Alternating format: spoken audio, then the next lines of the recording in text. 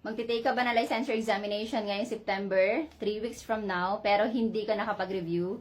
So, this is my final tip para dun sa mga hindi nakapag-review for whatever reasons. So, I understand your circumstances. Siguro talagang hindi kinaya. Maybe may trabaho, may anak.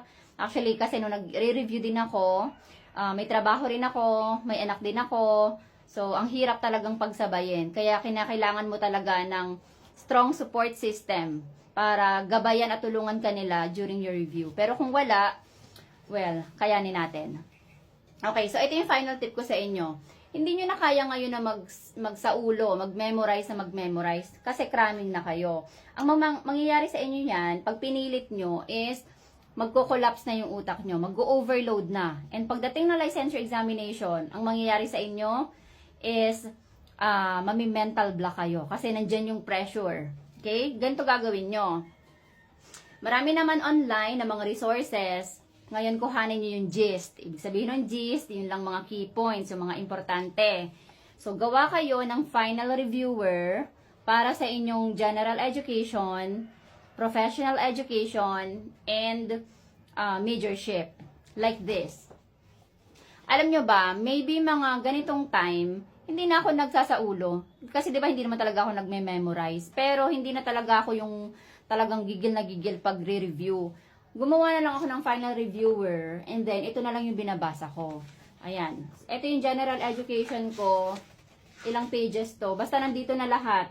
Mga key points lang. Hindi ko na siya nilalagyan ng sentences. Kung ano lang yung keyword.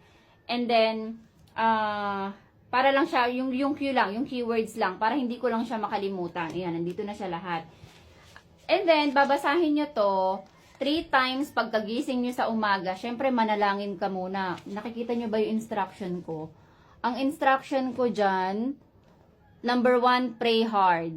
Number 2, read 3 times. Wake up and before bed per page. Ganito ginagawa ko. Pagising ko ng umaga, syempre magpipray muna ako. Humihingi ako ng wisdom. Hingi ka naman ng wisdom. Hindi lang yung kung ano-ano hinihingi mo, hindi lang puro boyfriend. Hingi ka ng wisdom kay Lord. Diba si Solomon nga humingi siya ng wisdom. So, pagkatapos mo mag-pray, basahin mo to per page 3 times. Kahit hindi mo siya naintindihan, basahin mo lang siya. Tapos, bago ka matulog, syempre, babasahin mo rin siya ng 3 times. Kasi yun yung last na nare-retain ng utak mo. Okay, again, para lang to dun sa mga hindi na talaga kaya na mag-review, yung mga wala na talagang time. Actually, pwede rin ito sa inyo kasi mas tatagal yung retention sa brain nyo. And then, kung may time pa naman kayo, mas maganda, magsagot kayo ng mga drills. At least, kung talagang hindi na kaya ng time, at least 10. 'Di ba? Sa ganitong panahon na makaka 3 weeks ka pa, marami ka pa masasagutan niyan. And malay mo may mga lumabas doon. Kasi sa LET naman paulit-ulit lang ang questions kahit na new curriculum na. So gawa ka rin ng ganito for Prof Ed mo and your majorship. And then basahin mo yung mga batas. Yung mga questions sa professional education, andun yun sa batas. Ninano na lang nila, kinontextualize na lang nila, nilagay na lang nila sa isang situation, in-apply na lang nila. Pero ang basis nun, lahat nandun sa batas para hindi kayo malito. Okay? And make sure, 1 week before the examination, huwag ka na magbasa. Pero kung kaya mo naman, go. Pero ako kasi, yung tekniko, hindi na talaga ako nagbasa or nag-review 1 week before the examination. Kasi, ang LET kasi, mental game yan. Kinakailangan, well-prepared yung mental stamina mo. Kaya yun talaga yung hinanda ko. 1 week before the examination, kakalmahin mo na yung sarili mo. Magma-mind conditioning ka na. Dapat isiset mo na yung mind mo na mayroon kang examination, ganito kahaba yung oras para hindi mabibigla yung katawan mo.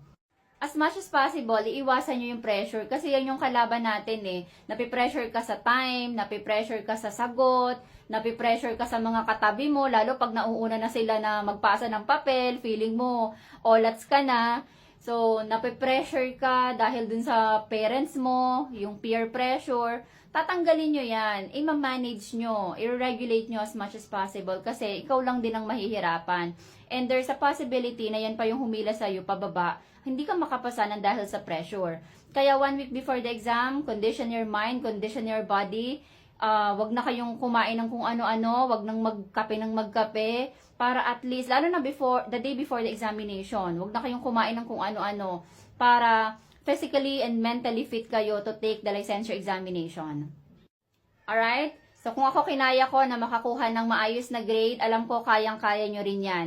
Meron din akong trabaho, may asawa, may anak.